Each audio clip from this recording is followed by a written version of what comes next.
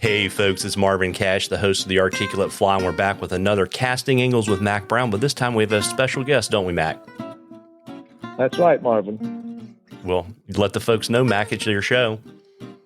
Okay, we got Jason Randall here visiting after the Atlanta Fly Fishing Show, and we're going to get to play on the water the next few days. And we had a great time today on the water down on one of the wild freestones out of the national park, and we've got a great fishing report for you, Marvin. Awesome. Well, I hear you guys had to pry them off the bottom today. Jason brought a big crowbar with him. Yeah, I did. I'm ready. Is that a new TFO crowbar? It is. Yeah, it's one we've been working on for a while. Go ahead and tell them about that, Jason, because I fished it today, Marvin. Fantastic.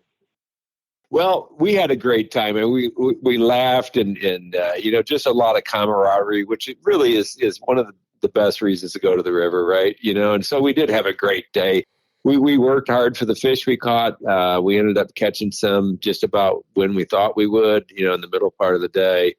We had a bluebird bright day. We had water temperatures starting at 44 and I think ending somewhere a little bit 3 or 4 degrees higher. And once we hit that magic zone, we ended up picking a few fish up. And then after that, it got kind of quiet again. Yeah. And so what was the technique that worked today in presentation?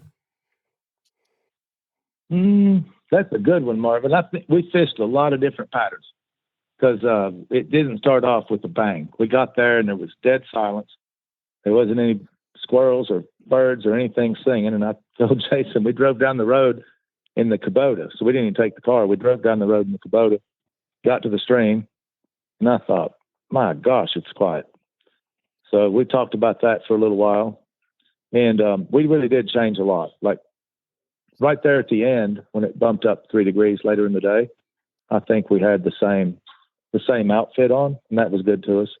But it took quite a while to get to that. It's just more activity, more about the time of year. There's a full moon right now. There's a whole lot of things stacked against us when it's like that. So it really was. It was a tough day. But we still had a good time. Where we found him, though, we found him in kind of deeper water. We started out in the low to mid 40s on water temperature, and that puts them more into winter lies, and they're kind of stacked up in deeper water. Once we got up and that water temperature started to come up because we had a full sun day, after a couple hours, we could see that they were starting to move a little forward.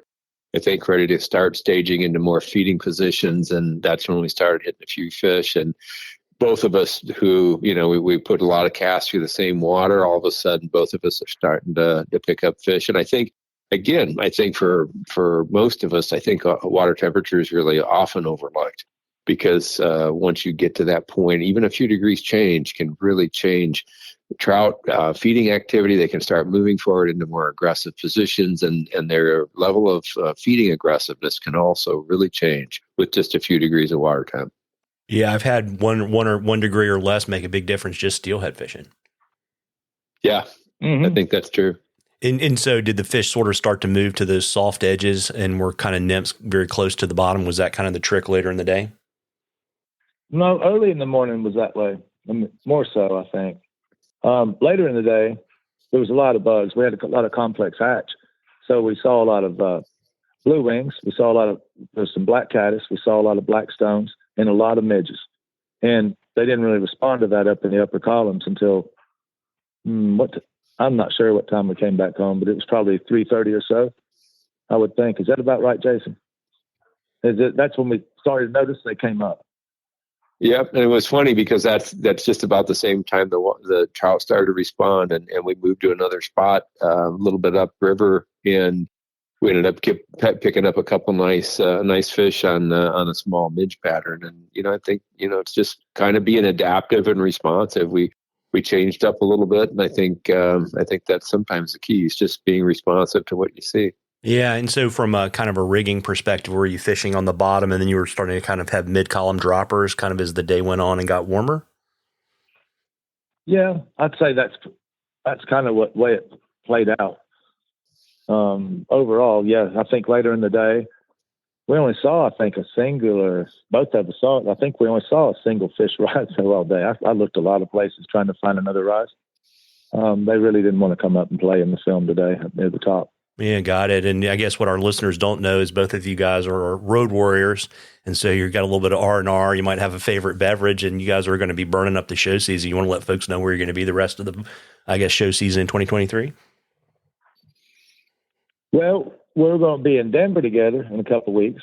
I know we're doing that one, and then we're going to go to California.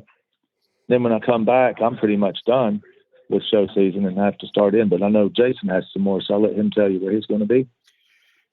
Yeah, I'm going to be following the show circuit here with Mac and the crew, and we always have a great time. You know, it's just it's camaraderie, as we said. It's an important part of our sport. And then I've got a couple of other commitments later in the year to do on stream schools and some some club banquets and things like that. So it's always fun, but.